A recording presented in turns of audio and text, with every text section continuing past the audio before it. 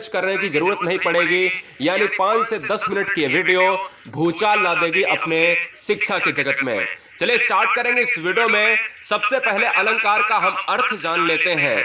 देखिए, हर चीज को पढ़ने से पहले उस नाम का अर्थ मुझे आना चाहिए, फिर हम देखेंगे कि क्वेश्चंस किस तरीके से एग्जाम में आसानी से टिक होंगे। देखिए दोस्तों, अगर बात करें अलंकार, अलंकार यहां पर जो सिंपल सी बात करें, जो एक ही क्वेश्चन आता है कि अलम का अर्थ क्या होता है, अलंकार है क्या। अलंकार दोस्तों में अलम एक शब्द आता है, यानी अलम धनकार से बना हुआ अलंकार, जिसका मतलब होता है आभूषण। मतलब क्या, कैसा आभूषण, एक स्त्री भी आभूषण पहनती है। तो यहां पर स्त्री की बात नहीं है, जहां पर हम काव्य की बात करते हैं, काव्य की शोभा बढ़ाने वाले तत्वों को हम क्या कहते हैं, अलंकार कहते हैं। यानी जो काव्य का सौंदर्य होता है वही हमारा अलंकार होता है। चलिए हम बात करेंगे आगे, जो इंपॉर्टेंट फैक्ट्स के तरफ चलेंगे, जिसमें पूरा अलंकार समाहित है। अर्था अलंकार और शब्दा अलंकार में पूरा अलंकार समाहित है। किस तरीके से एग्जाम में हम आंसर अपने 1 सेकंड छोड़ो 1 नैनो सेकंड में टिक करेंगे, देखना आपको खुद ही यहां पर आश्चर्य होगा। अलंकार के मुख्यतः 2 भेद होते हैं। अगर क्वेश्चन में आ जाए 3 भी भेद माने जाते हैं, लेकिन मुख्यतः की बात कर रहे हैं तो जिसमें हम अलंकार को अर्थालंकार और शब्दा अलंकार में डिवाइड करते हैं। अब हम बात करेंगे सबसे पहले अर्थालंकार में। अर्थालंकार में अर्थ का मतलब होता है, अर्था का मतलब होता है अर्थ के आधार पर, और शब्दा का मतलब होता है शब्द के आधार पर। तो यहां पर हम कोई ट्रिक की बात नहीं करेंगे, क्योंकि ट्रिक हमेशा हम भूल जाते हैं। और अगर हम देखेंगे कि एग्जाम में हम कैसे क्वेश्चंस को सॉल्व करें, क्योंकि उपमा अलंकार होता है, रूपक अलंकार होता है, उत्प्रेक्षा अलंकार होता है, फिर अतिशयोक्ति होता है, भ्रांतिमान होता है, अनुप्रास यमक श्लेष होता है, इनको हम कैसे जानें। बहुत जबरदस्त क्वेश्चंस की ट्रिक आपके सामने, या कहे कॉन्सेप्ट आपके सामने दिमाग में सेट करेंगे। उपमा अलंकार में एक ही आपको हमेशा याद रखना है, एक कॉन्सेप्ट याद रखना है, कोई भी ट्रिक नहीं है, कि जब पंक्ति में योजक चिन्ह कहां पर आता है, जब हम योजक चिन्ह एक विराम का हिस्सा है, विराम चिन्हों का हिस्सा है। योजक चिन्ह को हम कहते हैं डैश।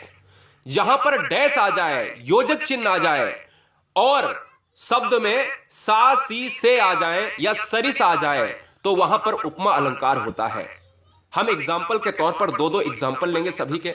जैसे मुख चंद्रमा सा सुंदर है, बस आपसे बस केवल क्या पूछा जाता है एग्जाम में, आपसे बस ये पूछा जाता है कि एक एग्जाम्पल देगा और कहेगा इसमें अलंकार कौन सा है। तो आपको क्या करना पड़ेगा कि कॉन्सेप्ट अगर क्लियर होगा कि अगर बीच में डैश आ जाए और अगर सासी से आ जाए, तो समझ लेना कि वहां पर उपमा अलंकार होगा। यह बात आपको याद रखना है। हाँ, एक चीज और, हर डैश वाला अलंकार उपमा अलंकार नहीं होता है। आगे वाली स्लाइड में आप कंफ्यूज होंगे तो बिल्कुल क्लियर हो जाएंगे।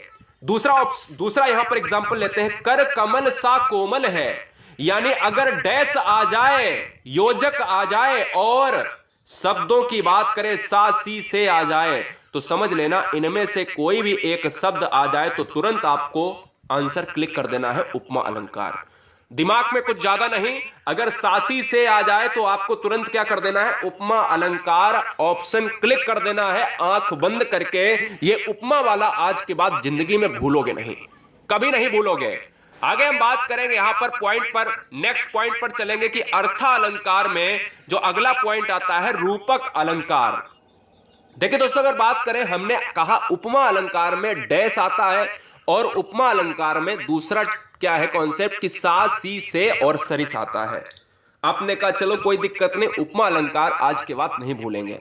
लेकिन अर्था अलंकार में अगला पॉइंट आता है कि रूपक अलंकार को हम कैसे पहचानें। रूपक में बच्चा बिल्कुल मात खा जाता है, ये बात हम 100% तरीके से, पूरी तरीके से श्योरिटी के साथ कह सकते हैं। लेकिन आज के बाद आपको करना ही नहीं, बस आपको उपमा और रूपक को एक साथ में रख लेना है कि जब पंक्ति में केवल योजक चिन्ह आ जाए और सासी से ना आए तो तुरंत आंख बंद करके रूपक मार देना। काहे की दिक्कत है, समस्या क्या है। उपमा अलंकार मेरा यह कहता था कि अगर डैश या योजक चिन्ह आए और उसके साथ में सासी से आए तो हम उपमा मारेंगे, और रूपक हमारा उल्टा कहता है कि योजक चिन्ह तो आए लेकिन सासी से भैया ना आए, हम रूपक मारेंगे। कोई समस्या, कोई दिक्कत, कोई डाउट नहीं ना। जरा हम 2 एग्जांपल ले लेते हैं। मैया मैं तो चंद्र खिलौना ली हूं, मतलब कह रहा है कि डैश तो आया है तो मुझे ये कंफर्म बात है या तो रूपक होगा या उपमा होगा। क्या मैं यहां पर सासी से देख रहा हूं? नहीं। तो जैसे ही सासी से मिल जाता तो मैं उपमा मार देता, और नहीं मिल रहा है तो समझ लो रूपक मार दिया। चरण कमल बंदो हरिराई, जो बहुत बार एग्जाम में पूछा जाता है, डैश देखा तुरंत बच्चे उपमा मार देते हैं। नहीं, अगर डैश है और सासी से है तो उपमा, अगर डैश है तो सासी से, अगर नहीं है तो रूपक होगा। क्लियर हुआ? कोई कॉन्सेप्ट कोई बच्चा भूल जाए तो मैं चुनौती के साथ कहता हूं कि फिर पढ़ाना बेकार है। सब्सक्राइब कर लेना, क्योंकि हर चैप्टर को इसी अंदाज में पढ़ाया जाता है राष्ट्र हित में। अर्थालंकार पूरी हिंदी चल रही, जीरो से शिखर तक। पूरी हिंदी को पढ़ने के लिए सब्सक्राइब कर लें, और रोजाना रात्रि 8 बजे हिंदी का टेस्ट 40 क्वेश्चन का मॉक टेस्ट होता है। अर्थालंकार में अगला पॉइंट है कि उत्प्रेक्षा अलंकार को हम कैसे याद करें। उत्प्रेक्षा अलंकार का 1 नैनो सेकंड का यह ट्रिक है कि अगर एग्जाम्पल में मनु, जनु, मनहु, मानव, जानो इत्यादि शब्द आते हैं तो समझ लेना दुनिया का हर अलंकार उत्प्रेक्षा अलंकार होगा। एग्जाम्पल के तौर पर, ले चला साथ में मुझे कनक ज्यों भिक्षु लेकर स्वर्ण, तो यहां पर क्या आया है? ज्यों आया है। ज्यों यहां पर तो है नहीं। अब आप कहोगे जी हां, जैसे मनु मनहु, जनु जनहु, मानव जानो, ज्यों त्यों, आप आगे से ज्यों त्यों और लिख लो, है ना? क्योंकि ऐसे सभी वर्ड अगर आते हैं, जैसे नेत्र मानो कमल है, नेत्र मानो कमल है, तो मैं आसानी से कह सकता हूं कि अगर मनु जनु मनहु मानव जानो ज्यों त्यों अगर आता है, ये आपके 6-7 वर्ण शब्द अगर आते हैं तो दुनिया का शब्द अलंकार के अंतर्गत उत्प्रेक्षा अलंकार होगा। कोई भी शब्द गलत नहीं होगा। जैसे एक एग्जांपल लेते हैं जो बहुत बार एग्जाम में अलंकार पूछा जाता है, कहता है क्या? सोहत ओढ़े पीत पटु श्याम सलोने गात, मनहु नीलमणि शैल पर आतप परयो प्रभात। मनहु आता है वहां पर बीच में, कई बार एग्जाम में आया, ठीक है ना? आगे बात करेंगे। इसी अर्थालंकार में अतिशयोक्ति अलंकार एक चीज है। तो अतिशयोक्ति अलंकार को क्या कहा जाता है? तो क्वेश्चन में कभी कभी ये पूछ लेता है कि अतिशयोक्ति अलंकार का अर्थ क्या होता है, अतिशयोक्ति का अर्थ क्या होता है। तो जब किसी बात का अतिशयोक्ति का अर्थ का क्या होता है? बढ़ा चढ़ाकर, मतलब छोटी बात होती है उसको बढ़ा चढ़ाकर कह दिया जाता है, अतिशयोक्ति अलंकार होता है। जैसे जब किसी बात का वर्णन बहुत बढ़ा चढ़ाकर किया जाए तब वहां अतिशयोक्ति अलंकार होता है। जैसे आगे नदियां पड़ी अपार, घोड़ा कैसे उतरे पार, राणा ने सोचा इस पार, तब तक चेतक था उस पार। मतलब क्या है कि बहुत बड़ी जो है नदियां हैं, उफान पर नदियां हैं, और कहीं ना कहीं इतना ज्यादा बढ़ा चढ़ाकर इस पंक्ति में देखा गया है कि राणा ने सोचा ही था और तब तक चेतक, चेतक का मतलब उसका घोड़ा, राणा सा महाराणा प्रताप जी का घोड़े का नाम चेतक था, और उस पार हो गया। कितना बढ़ा चढ़ाकर यहां पर बात को किया गया। अब हम बात करते हैं मानवीय अलंकार, फिर चलेंगे श्लेष, अनुप्रास और अन्य अन्य यमक अलंकार पर, जो एक शब्द अलंकार के पार्ट है। मानवीय अलंकार की बात करें कि जब प्राकृतिक चीजों में मानवीय भावनाओं के होने का वर्णन हो तो वहां मानवीय अलंकार होता है। जैसे प्रकृति के द्वारा, ईश्वर के द्वारा, भगवान के द्वारा दी गई चीजें, उसमें मानव का स्वरूप दिखलाता है, झलकता है, तो वो मानवीय अलंकार होता है। जैसे फूल हंसे कलियां मुस्कुराई, जैसे क्या फूल हंस सकते हैं क्या? कलियां क्या मुस्कुरा सकती हैं क्या? ऐसा लग रहा कोई आदमी की बात कर रहा है, तो जहां पर व्यक्ति की बात कर रहा है वहां पर मानव रूपी अगर हम अलंकरण देखें तो अलंकार कौन सा होगा? मानवीयकरण अलंकार होगा। क्लियर है? याद रखिएगा, चीजें जब ईश्वर की चीजें जब मानवीयकरण का हिस्सा बन जाए तो मानवीयकरण अलंकार होगा। 3 अलंकार जो एग्जाम में बहुत पूछे जाते हैं, एक अनुप्रास, एक यमक, एक श्लेष। इन तीनों अलंकार को एक चुटकी में, 1 नैनो सेकंड में उड़ाते हैं। देखिए कैसे उड़ाते हैं। तो ऊपर वाले सारे अलंकार को आपने अच्छे तरीके से पढ़ा है। अब हम चलते हैं, अनुप्रास की बारी है। अनुप्रास अलंकार का अर्थ होता है वर्ण जब बार बार आए तो वहां अनुप्रास अलंकार होगा। वर्ण जब बार बार आता है तो वहां पर अनुप्रास अलंकार होता है। यहां केवल ध्यान रहे, हम केवल वर्ण की बात कर रहे हैं, केवल वर्ण। अपने नोट्स में आप केवल छोटी छोटी लाइन में स्टार बना के चीजों को लिख लें, अनुप्रास कभी पढ़ने की जरूरत नहीं पड़ेगी। जब वर्ण बार बार, चारु चंद्र की चंचल किरणें खेल रही थी जल थल में, यहां पर चा शब्द देखिएगा कितनी बार आया है। चा शब्द कितनी बार आया है, ये चा हमारा ही क्या है, अनुप्रास अलंकार के तहत ऑप्शन नंबर, जहां पर भी एग्जाम में जाओगे ऑप्शन क्लिक कर दोगे। मधुर मधुर मुस्कान मनोहर मनुज बेस का उजियाला, मां मां कितनी बार आ रहा, ये वर्ण होते हैं। मधुर मधुर मुस्कान मनोहर, जैसे तरन तनुजा तट तमाल तरुवर बहुछाए, यह अनुप्रास अलंकार है। जहां वर्ण आवृत्ति होता है वहां अनुप्रास अलंकार होता है। और जहां पर अगली बात करेंगे यमक अलंकार।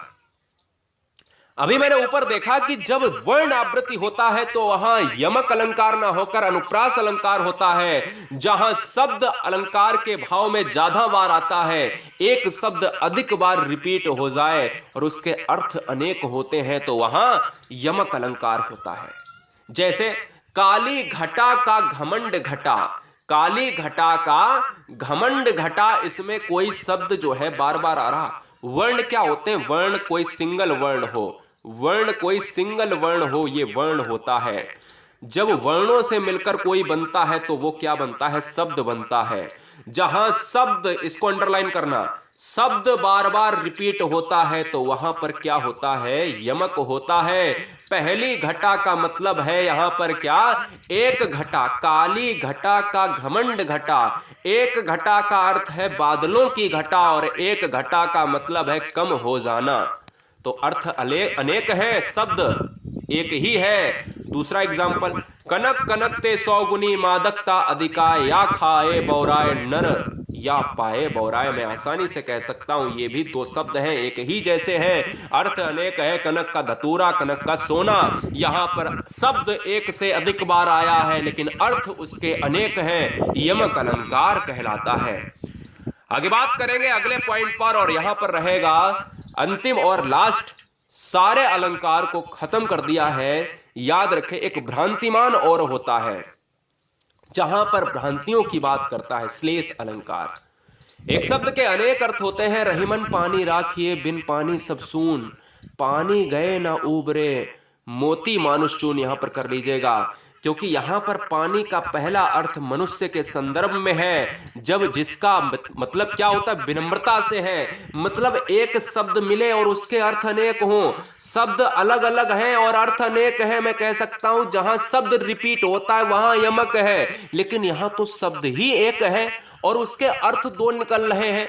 तो जहां शब्द दो या दो से अधिक होते हैं और अर्थ अनेक होते हैं वहां यमक, और जहां एक शब्द होता है वहां अलग अलग अर्थ होते हैं तो वहां पर श्लेष अलंकार होता है। जैसे ये एग्जाम्पल याद रखना, बार बार एग्जाम में यही एग्जाम्पल पूछा जा रहा है। मतलब क्या है कि यहां पर जो पानी का अर्थ है ये विनम्रता की बात कर रहा है। मनुष्य में हमेशा विनम्रता होना चाहिए। और इस पानी का दूसरा अर्थ क्या है, आभा, तेज या चमक। याद रखें इस क्वेश्चन में पानी को यहां पर क्या किया गया है, अर्थों में डिवाइड किया गया है। तो श्लेष, अनुप्रास और यमक को यहां पर हम शब्दालंकार कहते हैं, जबकि हम अर्थालंकार को उपमा और से सारे संबंधित अलंकारों को हमने एक जबरदस्त ट्रिक में पूरी तरीके से पढ़ लिया।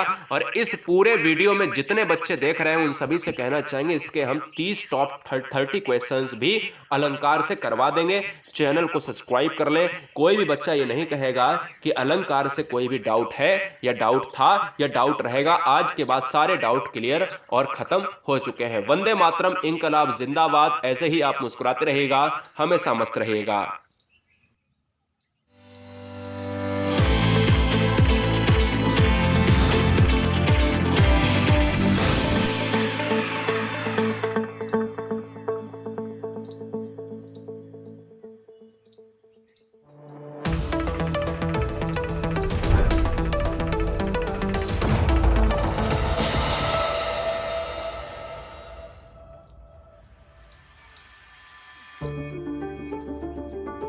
प्रिय व्यूअर्स, आईएएस प्रीलिम्स 2020 नजदीक है। इसको मद्देनजर रखते हुए दृष्टि आईएएस आपके सामने परीक्षा के लिहाज से सामान्य अध्ययन पर विशेष टू द पॉइंट लेकर आया है। हमारी कोशिश है कि इस सीरीज के जरिए हम सामान्य अध्ययन के सभी विषयों के महत्वपूर्ण बिंदुओं को कवर कर सकें। इस सीरीज में